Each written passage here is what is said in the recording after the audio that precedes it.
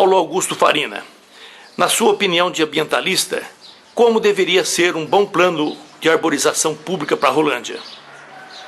Olha, na verdade, eu não conheço o plano de arborização pública que foi elaborado pela equipe do professor Dr. Fernando Fernandes. Tá? Então não vou entrar no mérito se o plano é positivo ou não é. Certo.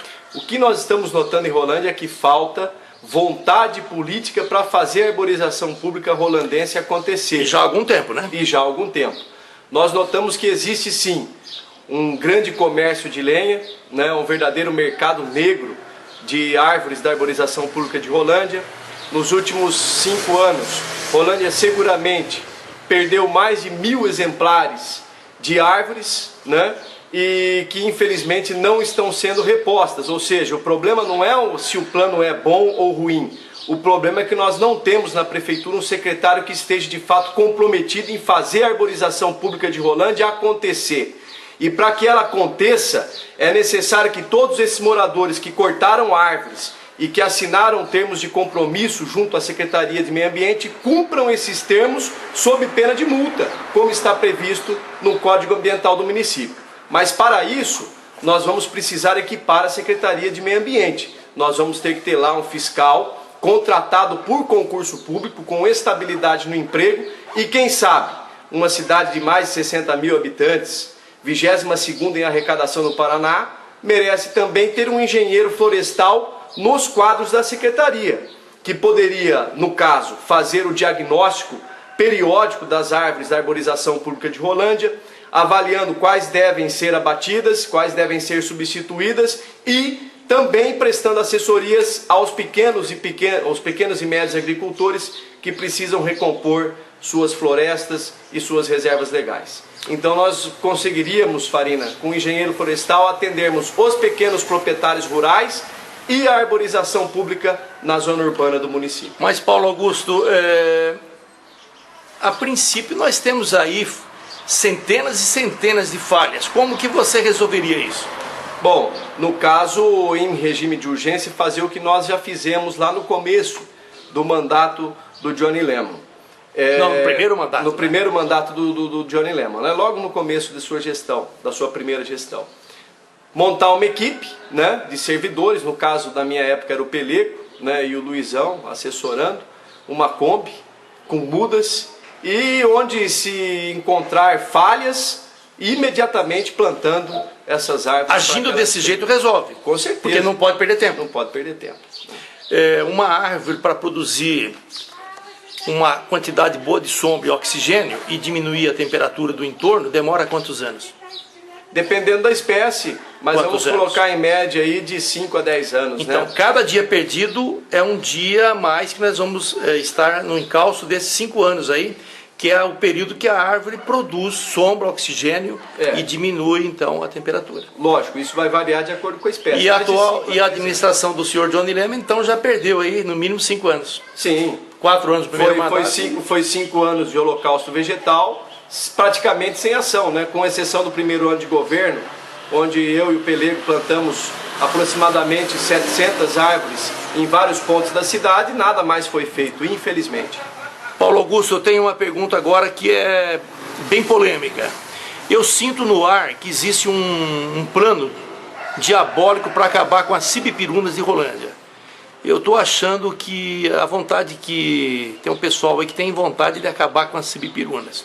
E nós sabemos que essas cibipirunas, elas são elas que estão mantendo, né, a oxigenação e melhorando o clima de Rolândia. O que você me fala? Olha, a cibipiruna é uma árvore fantástica. Para quem conhece de botânica sabe, ela é nativa da Mata Atlântica. Ela é da Parente do pau-brasil? Ela é da mesma família do pau-brasil, muito próxima ao pau-brasil, inclusive em seu aspecto, né? O pau-brasil, as folhas, né? As folhas, as flores, só não tem um muito espinho, parecidas, né? só com a ausência de espinho. É madeira de lei, é uma madeira de alta densidade, uma madeira forte, por isso que o pessoal gosta tanto de fabricar carvão e incinerá-la nas caldeiras. Cerne duro. É porque é uma madeira de lei.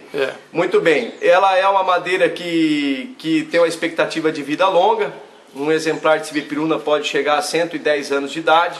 A minha aqui eu plantei quando casei, ó. Tem mais ou menos uns 32 anos. Mas ainda vai longe.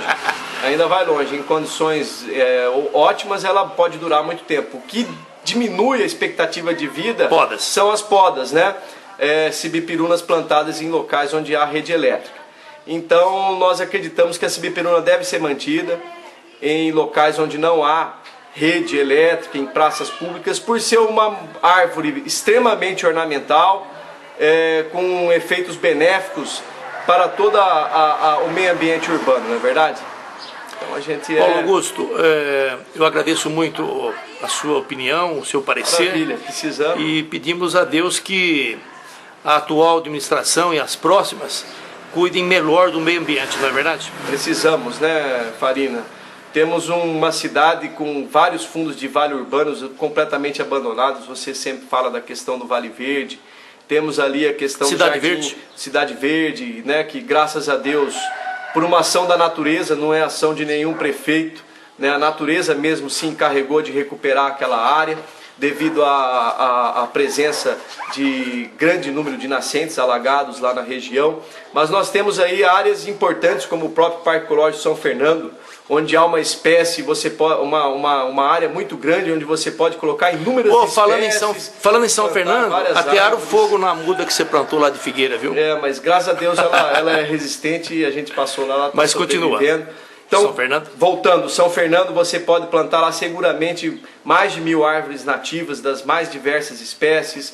No Jardim do Lago. E cuidar para que o povo depois não ateie fogo na grama. Com certeza, né? Tem que dar manutenção.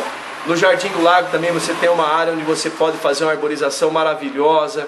Enfim, nós temos vários locais públicos já que precisam de atenção e que podem aí contribuir para a melhoria, né, da qualidade de vida no meio urbano, para, como você sempre diz, a questão da umidade do ar, a temperatura da cidade, para nós não criarmos na zona urbana de Rolândia ilhas de calor e ficarmos sofrendo como temos sofrido nos últimos dias. Ô Paulo Augusto, se você fosse prefeito de Rolândia, o que você faria no Lago São Fernando para que aquela área seja tão aprazível como o Lago Igapó de Londrina?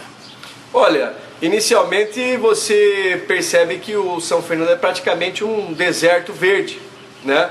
Você tem muitos eucaliptos, capim alto, né? Capim alto, e na maior parte do parque você tem o sol a pino, né?